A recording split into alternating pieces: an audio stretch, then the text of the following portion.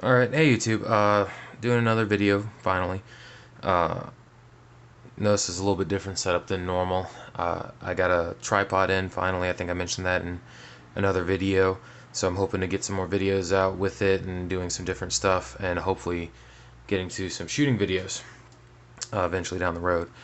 But I took my guns out shooting about a week ago, and wow. And I hadn't gone through them yet. I like to do that, especially when I change things on them or anything like that, make sure no screws are walking loose or anything like that, and just see how things are holding up. And this is my 5.56 10.5-inch barreled upper that I got. It's my primary go-to setup, and I had to do some things to it recently. Well, one was a have to, one was I got a chance to. One of them was upgrading the bolt carry group right here. So this is just a Fax and Firearms. Got it from Primary Arms, if you can see that. Sorry, I'm still working out the lighting, so I don't know. That's a little bit better. But yeah, so I got this and I put it in there and I hadn't had a chance to shoot it. So I was looking forward to doing that, making sure everything still runs together. I don't have any major issues. Sorry, I bumped my tripod. And the other thing was on this gas block. You can see it barely. It's probably not coming through, but it's like right in here, right almost underneath this. You can see the gas block from that side. I picked it up out of the case one day and noticed one of the screws was completely missing, one of the set screws, and the other one had backed out. So I had to order some more set screws, and I Loctited everything into place and all that kind of stuff.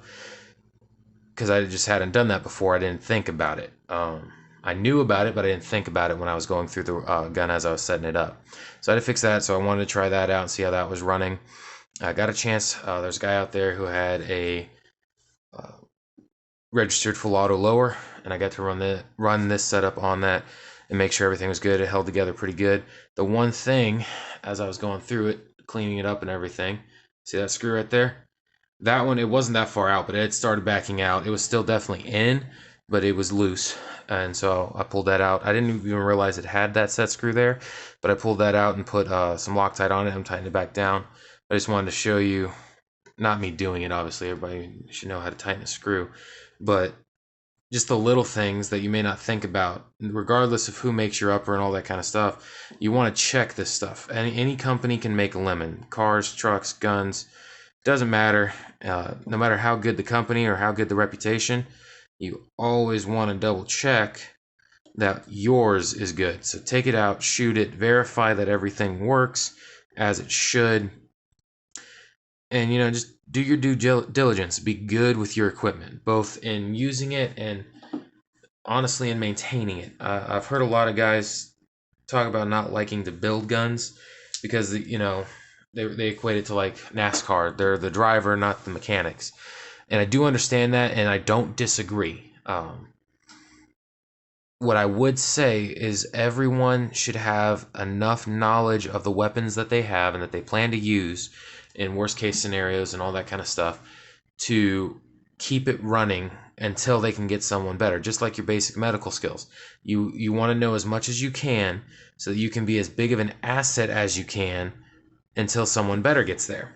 So,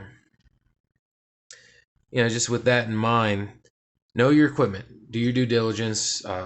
Inspect it, make sure everything's set up, especially, again, if you're working with some of these budget uppers and cheaper stuff. If that's what you got, use it, run it, make sure it works, make sure you know how it works, make sure if there's screws that are going to come loose, it comes loose in training and in fun days on the range, not when your life depends on it.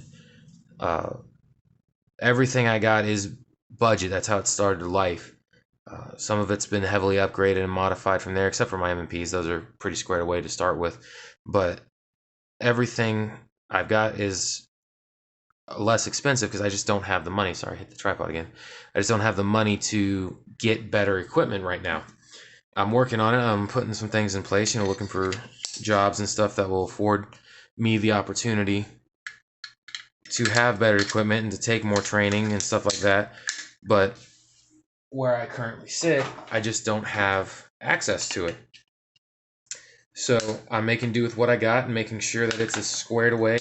Good Lord, me and this tripod, as squared away as it can be. And this is equipment that I'm trusting my life and my family's life to. So whatever I got, whatever I can afford, it's what I got. I got to make sure that it will do the job to the best of its ability. And I did a lot of research on Palmetto State Armory and stuff before I bought the gun. And I did a lot of research on other gun companies that I could afford at the time. And I started to figure out the Achilles heel to a lot of these cheaper setups is the bolt carrier group. So that's why I fast tracked getting a nicer bolt carrier group, something more durable. But I wanted to make sure that my barrel wasn't messed up, and I don't have the right gauges to do that, so I wanted to take it out and make sure it still cycles. And I'm really glad I did, because it did have a little bit of a break in the first, I'd say in the first 60-ish rounds I put through, not even that, the first 30 rounds I put through it, I had a really interesting stoppage where, cause I have a binary trigger in here, for those that don't know, and I was shooting it on binary, and I had a little bit of hammer follow, not like normal hammer follow, but it was enough where the round didn't detonate. So, I went and did remedial action, went to clear it and get the next round in there and keep going. And I'm pulling on my charging handle, and it's just not doing anything. Like, it moves real easy right there. It just wouldn't move. It just wouldn't do anything.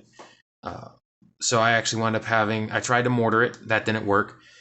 So I had to kickstand it, which, if any of y'all, or Kickstarter, however you want to say it, if y'all know what that is, you put the gun down, you point the muzzle away from you, obviously, and you kick the charging handle.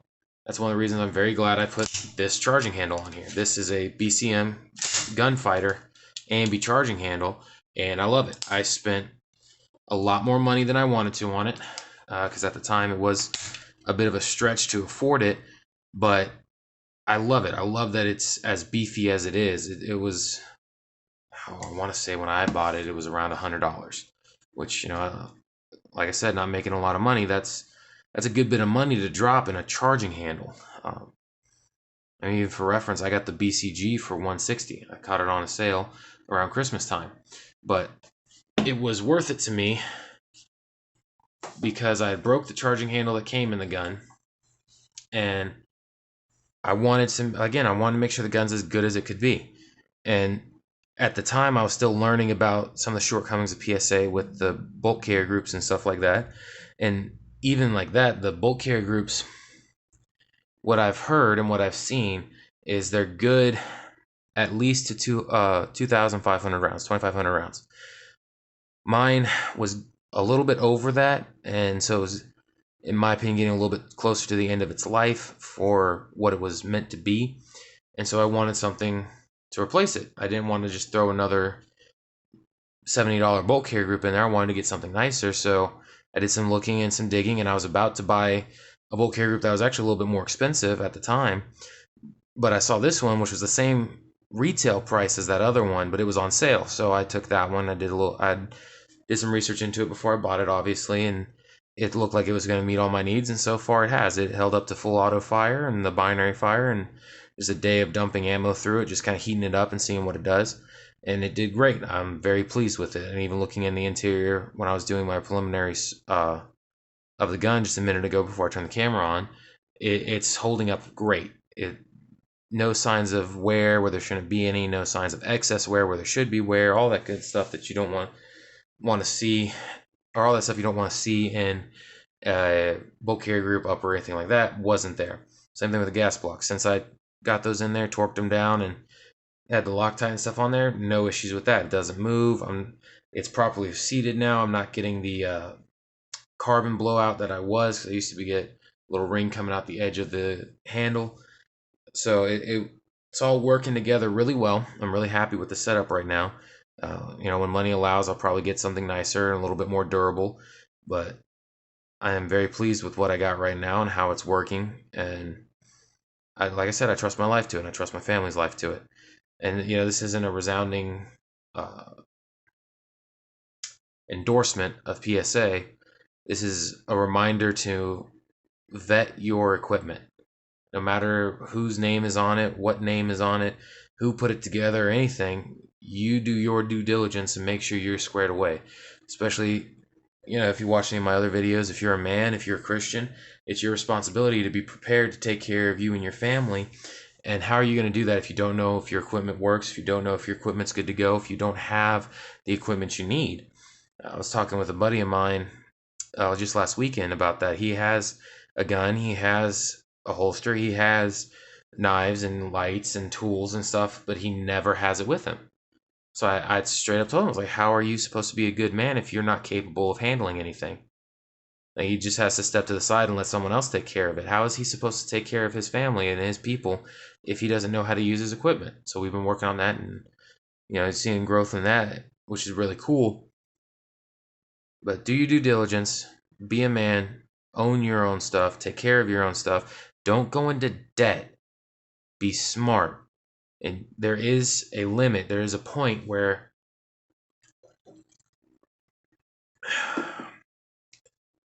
it's too cheap. Because there is a difference between cheap and inexpensive. And for the most part, with their AR-15s and such, I would consider, like Palmetto State, for an example, as a budget tier or an expensive tier of gun. I wouldn't put it, on the same tier as Arrow, BCM, Daniel Defense, Geisley, any of the names everybody knows. But when you're starting out and you're doing what you can, it's a great way to get started and to at least have something to protect you and yours. All right, guys. That's all I got right now. If you got any questions or comments, put them down below. I'll do my best to get back with you.